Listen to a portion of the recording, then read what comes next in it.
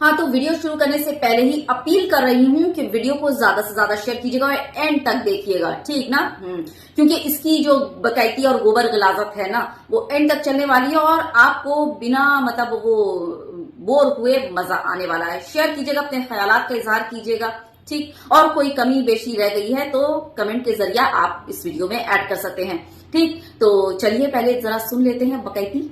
तालिबान के विदेश मंत्री की प्रेस कॉन्फ्रेंस से भारत की जो महिला पत्रकार थी उनको निकाल दिया। आपको पता है एशिया में खास करके कुछ भी हलचल होती है तो सबसे पहले लोग भारत के पास आते हैं क्योंकि भारत सभी का डैडी है। हाँ, तो सुनिए ना, बोल रही है डैडी और मदद मांगने आया है, ठीक। तो किस टाइप का तेरा डैडी है कि अगला जो है वो मदद मांगने आया एक मुल्क से हमारे देश में, भारत देश में, और यहाँ पर आकर अपनी शर्तों पर प्रेस कॉन्फ्रेंस कर रहा है महिला पत्रकारों को बाहर करके। कह रहा है कि महिला पत्रकारों को बाहर करो और बाहर का रास्ता दिखा भी दिया, बता जरा।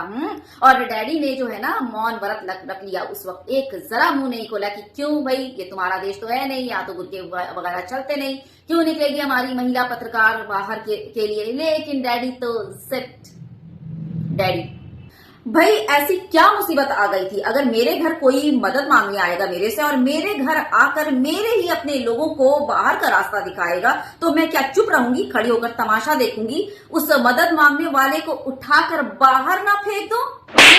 देखिए, अगर नेपाल में कोई आपदा आ जाए या फिर कोई प्रॉब्लम क्रिएट हो जाए तो भारत आता है हेल्प करने के लिए। भूटान में भी कुछ प्रॉब्लम आता है या आपदा आ जाए तो भारत आता है हेल्प करने के लिए। अफगानिस्तान के ऊपर भी मतलब संकट के बादल मंडराते हैं तो भारत आता है। भाई, अब जब मेरे घर में प्रॉब्लम है तो मैं पहले अपने घर का प्रॉब्लम सॉल्व करूंगी, ना कि दूसरे के घर को देखने जाऊंगी, ठीक ना। हाँ, तो ये बात कर रही है भूटान, नेपाल, अफगानिस्तान, बांग्लादेश वगैरह वगैरह, फलाना धमाका वगैरह, ठीक। तो मैं तो भाई पहले अपने घर का माहौल ठीक करूंगी, अपने देश को पहले देखूंगी, उसके बाद मैं कहीं बाहर झांकने जाऊंगी।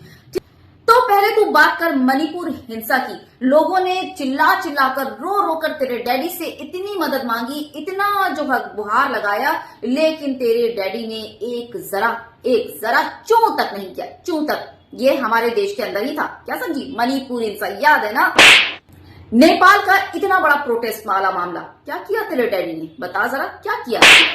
यूपी हमारे देश के अंदर आता है, वहां पे सरकारी स्कूलों को तकरीबन 5000 से ज्यादा स्कूलों को बंद किया गया। मर्ज करने के बहाने बच्चों को दूर दूर कर स्कूलों में भेजा जा रहा है और बच्चे जो है वहां स्कूल जाने से कंफर्टेबल नहीं है, वो जा नहीं सकते क्योंकि माँ बाप रोजी रोजगार में लगे हैं, दिहाड़ी मजदूरी करते हैं, दूर स्कूल छोड़ नहीं सकते हैं। 5000 स्कूलों को जो है वो बंद किया गया। तेरे डैडी ने क्या किया? बच्चों से उसकी शिक्षा छीन ली। आई बड़ी बकचोदी पहलने डैडी, भौंक आगे भौंक।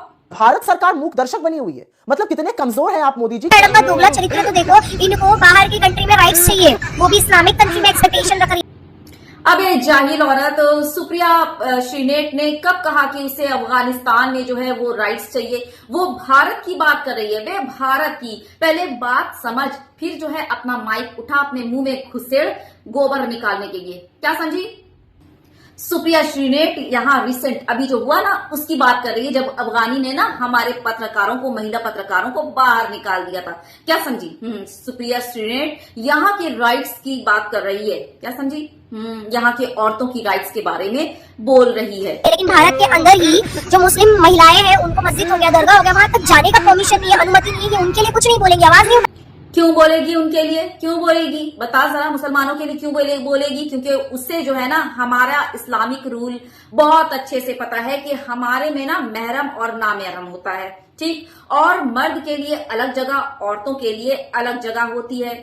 नामहरम मर्द और औरत एक ही जगह जो है वो ना मजार में जा सकते और ना ही मस्जिद में। यहाँ तक के नामहरम जो मर्द और औरत होते हैं ना, वो शादियों में भी एक साथ नहीं रह सकते। जो सेलिब्रेशन होता है ना, तो हाँ उसमें भी नहीं रह सकते, अलाउड नहीं है।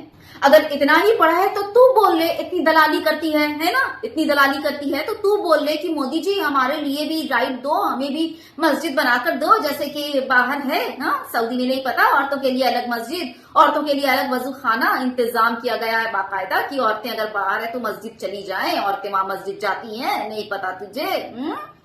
तो बोल मोदी जी से कि यहाँ पर भारत में भी औरतों के लिए अलग मस्जिद का इंतजाम करो ताकि औरत भी मस्जिद जाए।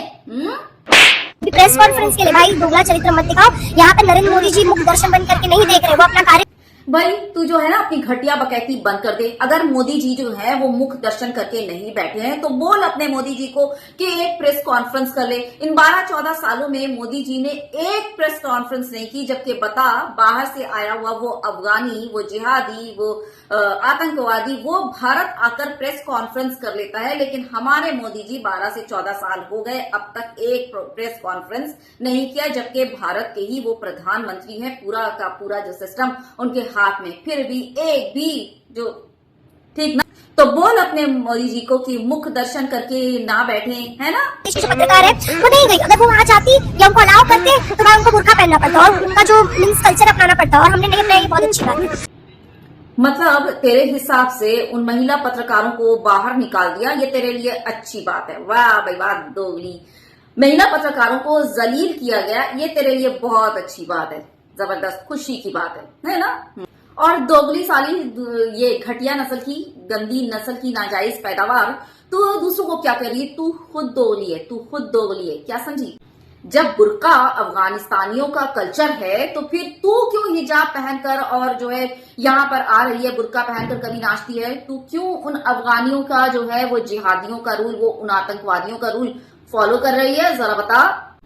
फिर तो भाई मोदी जी इस मामले को जरा देख लो, क्योंकि ये जो है हमारे भारत देश में रह के, हमारे भारत देश का खाकर, हमारे भारत देश का रूल फॉलो बिल्कुल नहीं कर रही है। ये बुर्का हिजाब पहनकर किसका रूल फॉलो कर रही है? उन अफगानिस्तानी जिहादी आतंकवादियों का रूल फॉलो कर रही है कि नहीं? ये इसने खुद वही बोला है ना कि हमारी महिला पत्रकार अच्छा हुआ वहां से निकल गई, नहीं तो उनको बुर्का पहनना पड़ता, वो क्यों बुर्का पहनेंगी। लेकिन देख लीजिए, ये खुद बुर्का पहन रही है, हिजाब पहन रही है और जो है यहाँ के रूल फॉलो करने से इनकार कर रही है। तो इस पर जरा ध्यान दीजिए। भारत देश का खाकर भारत से गद्दारी, भारत से नमक हरामी कर रही है ये सड़ी हुई नाजायज नस्ल की गोबरखोर।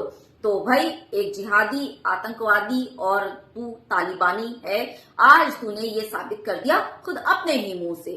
आप लोगों की क्या राय है इस वीडियो के बारे में? जरूर कमेंट में बताइएगा। जैसे कि मैंने पहले ही अपील कर दिया है, कर चुकी हूँ, वीडियो को ज्यादा से ज्यादा शेयर कीजिएगा। बहुत ज्यादा अपना ख्याल रखिए। Take good care of your self.